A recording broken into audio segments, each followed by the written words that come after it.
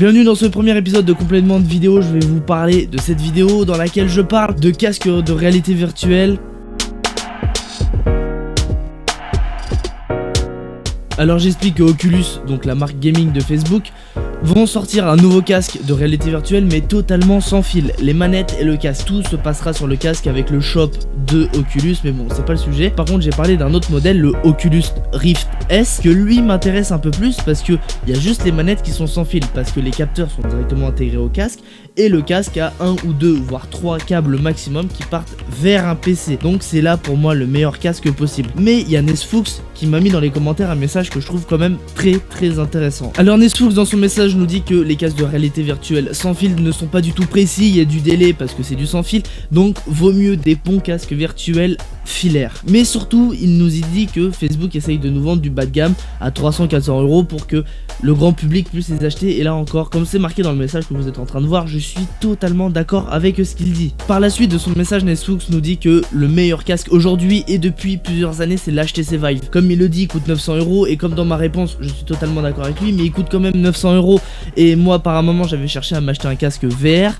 Bah quand tu vois un casque, un très bon casque coûte 900 €, ça me fait ralentir sur l'idée d'acheter un casque. Sauf que comme Oculus ont sorti l'Oculus Quest qui m'intéresse pas du tout parce qu'il est filaire, il est sans fil, donc comme je l'ai dit, le délai, le non précis, enfin c'est pas du tout précis, donc je préfère l'Oculus Rift S. Je suis sérieusement en train de réfléchir si je vais me l'acheter ou pas, parce que quand même il est filaire, il y a des câbles, donc il y a la transmission de vidéo, l'alimentation, et je crois que c'est tout. Donc franchement, déjà d'une, il est transportable le casque, parce que tu le mets aller dans une valise, t'as juste deux manettes, le casque et les câbles, un PC portable ou même une tour, et donc c'est suffisant pour l'utiliser ce casque. Nesfuchs m'explique dans sa réponse que pour lui le meilleur casque VR abordable c'est le PlayStation VR. Alors je me suis renseigné du casque quand je cherchais un casque, donc j'ai entendu parler de l'HTC Vive, de l'Oculus Rift S, on parlait pas encore du Quest, de l'Oculus Quest, donc j'ai entendu parler de l'Oculus Rift S et du PlayStation VR. Sauf que c'est PlayStation, donc ça va forcément mieux fonctionner sur PS4 que sur PC, de ce que j'ai entendu dire. Et moi, la totalité de mes jeux VR, si j'en ai un jour, ça sera que sur PC. Donc je suis quand même assez réticent sur l'idée d'acheter un casque VR de chez PlayStation. Et surtout le problème que je rencontre si j'achète le PlayStation VR, c'est que il y a un boîtier, je crois qu'il y a plusieurs dizaines de câbles avec un gros boîtier, donc comme Nesfuchs l'explique dans son message, un boîtier qui se branche entre la console et le casque qui permet de bien mieux gérer la VR qu'un boîtier seul. Alors là encore une fois je suis totalement d'accord avec toi Nesfuchs, sauf que quand même un casque VR, l'Oculus Rift S il est transportable, que le PlayStation VR, bon certes tu trimbales pas tous les jours un casque VR avec toi, mais si un jour t'as envie de trimballer ton casque VR, par exemple chez un ami, avec le PlayStation VR va vraiment falloir une valise à lui tout seul, parce qu'entre le boîtier et les câbles c'est assez compliqué. Donc on me demanderait de choisir, j'hésiterais franchement entre le PlayStation VR et l'Oculus Rift S, parce que comme je le répète, les deux ont pas de station comme l'HTC Vive, et coûte beaucoup moins cher. De l'HTC Vive, pour information, il faut des capteurs tout autour de la pièce pour trouver le casque et les manettes dans l'air ambiant, donc c'est vraiment compliqué. Donc aujourd'hui on me dit je te donne l'argent, je te le paye ton casque VR, lequel tu prends? Franchement j'hésiterai entre l'Oculus Rift S et le PlayStation VR.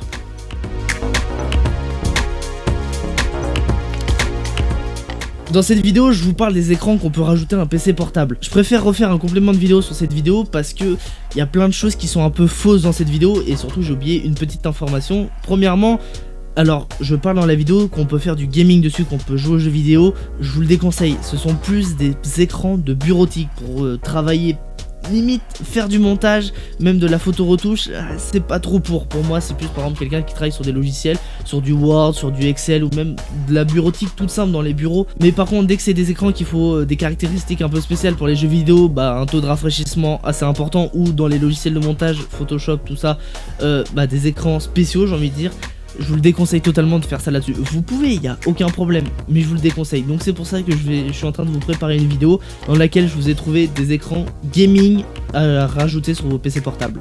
Wazer nous dit dans son commentaire qu'il a peur que les écrans ne puissent pas s'adapter à toutes les tailles d'écran de PC. Alors c'est pour ça que la marque ont sorti des écrans de 12,5 pouces pour pouvoir les mettre à des écrans de 12,5 pouces, 13 pouces, 14 pouces, 16 pouces et 17 pouces. Comme ça, tu fais le modèle le plus petit possible, comme ça le modèle le plus petit possible en écran sera compatible, et le plus grand aussi. Ça fera juste une petite différence de taille, un 17 pouces et 12 pouces de chaque côté. C'est vrai que ça sera compliqué pour la vision, un peu embêtant je trouve, mais c'est pour ça qu'en fait que la marque on fait des 12,5 pouces. Et c'est surtout en fait, si vous faites de la bureautique, vous avez un 17 pouces devant vous et par contre deux 12,5 pouces de chaque côté pour la bureautique, ça va encore. Parce que certes il faut être précis dans ce que vous faites, mais dans les jeux vidéo, si vous avez 17 pouces, vaut mieux avoir 17 pouces de chaque côté, comme ça votre œil se fatigue moins et voit mieux les informations avec beaucoup plus de rapidité. Donc je sais que c'est un petit truc bête, mais comme je le dis, je suis en train de vous préparer une vidéo sur des écrans qu'on peut rajouter, mais là c'est des écrans gaming. Dans un autre commentaire on m'a demandé les hertz, donc la fréquence de rafraîchissement. Alors comme c'est des écrans de bureautique, je pense franchement que ça sera pas une fréquence ouf. Voilà, je sais pas quoi dire, mais franchement j'ai trouvé aucune information, donc j'imagine que c'est vraiment un taux de rafraîchissement très très bas. C'est vraiment quelque chose qui prouve encore que c'est des écrans de travail et non pour jouer ou pour faire des tâches vraiment précises, importantes comme le montage, le Photoshop, tout ça, ou même les jeux vidéo. Ah par contre, juste les jeux vidéo, si vous faites, je sais pas, par exemple du Fortnite ou du Call of Duty, du Valorant, enfin tout ce que vous voulez, c'est pas du tout des écrans possibles à jouer dessus, mais par contre si vous faites du Minecraft par exemple, ou même des jeux gratuits sur internet, là y a pas de problème, à jouer y a pas de problème, franchement. Si vous avez des questions sur ce format ou vous avez pas du tout compris ce format, dans la description il y a la vidéo qui explique qu'est-ce que c'est ce format. Et si même vous avez des questions, même dans d'autres vidéos, si vous voyez des trucs que vous comprenez pas, mettez-les dans les commentaires de cette vidéo ou dans la vidéo en question. Et j'en ferai sûrement une prochaine vidéo de complément de vidéo, il n'y a pas de problème. C'est déjà la fin de la vidéo, donc n'hésitez pas à vous abonner, tous les liens sont en description, à liker, à partager, comme d'habitude. Allez, salut!